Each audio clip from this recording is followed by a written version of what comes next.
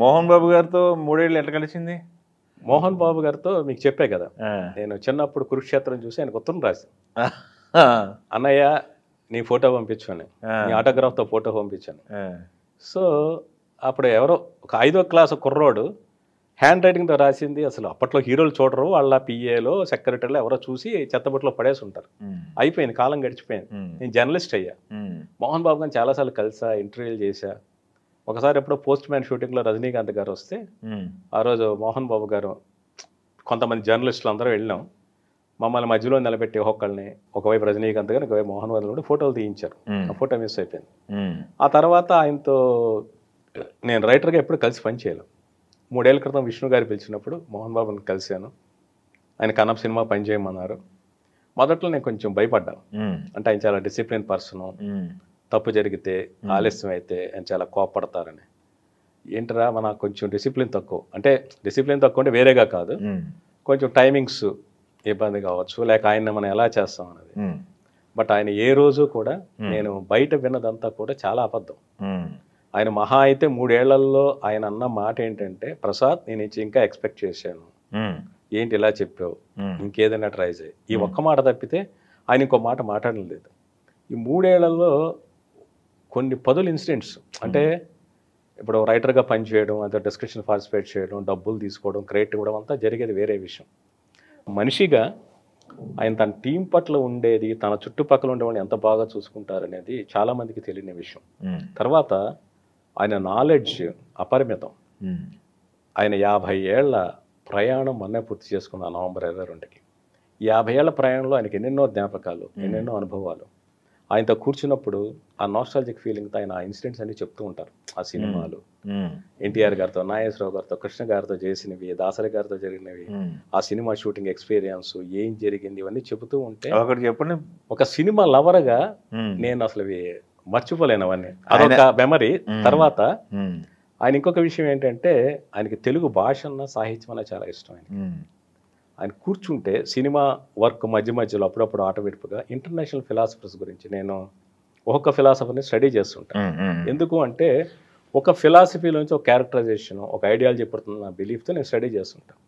అవన్నీ ఆయనతో షేర్ చేసుకున్నప్పుడు ఆయన దాని మీద ఇంటరాక్ట్ అయ్యి వాటి గురించి మాట్లాడటం. అలాగే తెలుగు పద్యాలు, ఆయనకి చమత్కార పద్యాలు అంటే చాలా ఇష్టం. అలాంటి చమత్కార పద్యాలు చెప్పినప్పుడు ఆయన విపరీతంగా ఆనందిస్తూ ఉంటాడు ఆయన. అలాగే మనం కొన్ని పద్యాల్లో ఏదైనా పొరపాటు పదం ముందుది వెనక చెబితే ఆయన ఇమీడియట్గా కరెక్ట్ చేస్తారు. భాగవతంలో పద్యం ఏదో ఒక ఫ్లోలో చెప్తున్నప్పుడు నేను చక్రి అనే మాట ముందు వాడే కాదు, చక్రి సర్వోపగతుడు చక్రి అనేది చివరిని రావాలి కదా ప్రసాద్, ఎలా మర్చిపోయావు అని ఎంత బాగా గుర్తుంచుకొని కరెక్ట్ చేస్తారు ఆయన. తర్వాత కొన్ని ఇన్సిడెంట్స్ ఏంటి అంటే, మొన్న మే 24 అంటే మే 24 మా నాన్నగారు చనిపోయిన రోజు. ఆ రోజు అనుకోకుండా మోహన్ బాబుని కలిసాను. కలిసి మాటల మధ్యలో ఒక ఎక్స్ప్రెషన్ చెప్పాను. ఆయన విపరీతంగా నచ్చింది. వచ్చి ప్రసాద్ నీ ఎక్స్ప్రెషన్ చాలా బాగుంది అని, మేము కాశీ వెళ్తున్నాం, నువ్వు వస్తావా అంటే, నా లైఫ్లో నేను కాశీ అనేది వెళ్ళాలనుకున్నా. అంటే ఫైనాన్షియల్గా కాదు, నేను నా కొన్ని ఏళ్ళ క్రితం జరిగిన కొన్ని హెల్త్ ఇష్యూస్ వల్ల నేను క్రౌడ్లోకి వెళ్ళలేను, రష్ ఉన్న ప్లేసెస్లోకి వెళ్ళలేను. అందువల్ల కాశీ అంత రష్ ఉంటుంది, మనకు దర్శనం ఎలా జరుగుతుంది, మనం ఎలా వెళ్తాం అనుకుని నేను ఆలోచన కూడా చేయలే.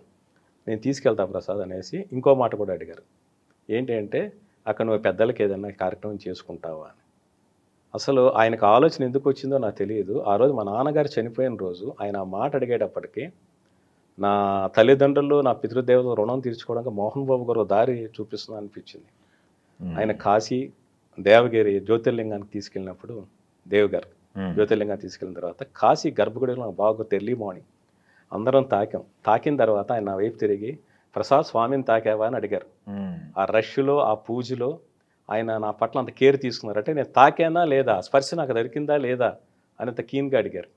ఆ తర్వాత ఘాటుకి వెళ్ళిన తర్వాత ఆ పితృదేవతలు జరిగే కార్యక్రమం అంతా కూడా ఆయన ఏర్పాట్లన్నీ చేయించి చూసుకున్నారు. అలాగే ప్రతి చిన్న విషయం పట్ల ఆయన పట్ల చాలా కేరింగ్గా ఉంటారు. అంటే ఆయన యూనివర్సిటీ ఛాన్సలర్, ఒకవైపు యాక్టర్గా సినిమాలు చేస్తున్నారు, ప్యారడైజు సినిమాలన్నీ. తర్వాత ఆయన సినిమా ప్రొడక్షన్ పనులు ఉంటాయి, ఇంకా ఆయన పర్సనల్ రెస్పాన్సిబిలిటీస్, ప్రెషర్స్ అన్నీ ఉంటాయి. వీటన్నిటి మధ్యలో నాలాంటి వాడి గురించి ఆయన 3-4 సార్లు ఎంక్వైరీ చేస్తారు. నేను ప్రసాద్కి అది జరిగిందా లేదా, ప్రసాద్గా పని పూర్తయిందా లేదా అని అడుగుతాడు ఆయన. భోంచేసినప్పుడు కూడా ఆయన సరదాగా మా దగ్గరికి వచ్చి ఆయన వడ్డించి తిను అని అంత ఎఫెక్షనేట్గా చూసుకుంటాడు ఆయన. అలాంటి ఆదరణ అంటే ఇండస్ట్రీలో చాలామందితో పనిచేశాను నేను, ఉంటారు, కానీ మనం వినేదానికి చాలా భిన్నం ఆయన. ఆయన నా wife last year heart attack వచ్చినప్పుడు విష్ణు గారు కానీ మోహన్ బాబు గారికి ఇచ్చిన సపోర్ట్ మర్చిపోలేను. ఈ మధ్య నాకు చిన్న హెల్త్ ఇష్యూ వచ్చింది, దాని మీద మోహన్ బాబు గారు ఇమీడియట్గా రియాక్ట్ అయ్యి నేనేం అడగల ఆయన చూసి ఆయన డాక్టర్ దగ్గరికి మాట్లాడి దాని దగ్గర ట్రీట్మెంట్ చేయించి ఆయన డబ్బులు ఖర్చు పెట్టి ట్రీట్మెంట్ చేయించి దాన్ని ఫాలో అప్ చేసి ప్రసాద్ నువ్వు రికవర్ అయ్యావా లేదా, నీకు జరిగిందా లేదా అని ఎంత కీన్గా పట్టించుకుంటాడు ఆయన. నేననే కాదు, తన చుట్టుపక్కల ఉన్న వాళ్ళే, తను నమ్మిన వాళ్ళని చూసుకుంటాడు. అంటే ఇది వేరే వాళ్ళ విషయం నేను చెప్పొచ్చో లేదని నాకు తెలియదు కానీ ఒక విషయం చెప్తాను. ఆయన చెప్పండి. ఆయన ఫస్ట్ ఒక అసిస్టెంట్ డైరెక్టర్గా పనిచేసిన సినిమాకి ఒక రైటర్, ఒక డైలాగ్ రైటర్ ఉన్నాడు. ఆయన ఆ కృతజ్ఞతతో, ఆ గ్రాటిట్యూడ్తో ఆ రైటర్ కొడుకుని తన బ్యానర్లో, తన ప్రొడక్షన్ హౌస్లో కో డైరెక్టర్కి ఎప్పటివరకు కంటిన్యూ చేస్తూ ఉన్నాడు ఆయన. మొన్న ఈ మధ్య ఆయనకి హార్ట్ అటాక్ వస్తే ఆయన ఫైనాన్షియల్గా హెల్ప్ చేశాడు. సినిమా ఉన్నప్పుడు డబ్బులు ఇవ్వడం కాదు, సినిమా లేకపోయినా ఆయనకి శాలరీ ఇస్తారు. అలా ఆయన చూసుకునేవాడు 100 మంది ఉంటారు. ఇది బయట ప్రపంచానికి తెలియదు. ఇప్పుడు ప్రతి మనిషి కూడా ప్రపంచానంతకి సాయం చేయలేడు, అంతేగా. ఇప్పుడు ఎంత కోటేశ్వరుడు అయినా, ఎలాన్ మస్క్ అయినా, ముఖేష్ అంబానీ అయినా, ఎవరైనా కూడా ఎవరికి ఇస్తారు, ఎంతమందికి ఇస్తారు. కానీ తన దగ్గర ఉన్న వాళ్ళకి, తను నమ్ముకున్న వాళ్ళకి, వాళ్ళనైనా పట్టించుకునే వాళ్ళు చాలా తక్కువ. బట్ వాళ్ళందరి గురించి ఆలోచించే వ్యక్తి మోహన్ బాబు గారు. సో ఆయన మీకు ఇంత చెప్పినట్టు ఇంకొక నా కెరీర్లో నేను ఊహించిన ఒక విషయం, సినిమాలకు రాయడం ఇవన్నీ వేరే, వీటన్నిటి సినిమాలు కాకుండా ఒక గొప్ప పనిని ఆయన నమ్మి నాకు అప్పగించారు. అది ఆయనే చెప్తారు త్వరలోనే. సో ఇందాక కాశీ దర్శనం కావచ్చు, ఇప్పుడు ఈ బాధ్యత కావచ్చు, ఇవన్నీ స్పిరిచువల్గా కూడా ఆయన గైడ్ చేస్తున్నారు అని నాకు అనిపిస్తూ ఉంటుంది. Okay, super. ఆయనే చెప్తారన్నారు కాబట్టి నేను కూడా ఏం మాట్లాడలేదు, ఇంకా నాకు తెలిసినాక నేను మాట్లాడినాయి కదా. ఓకే, సూపర్ అండి.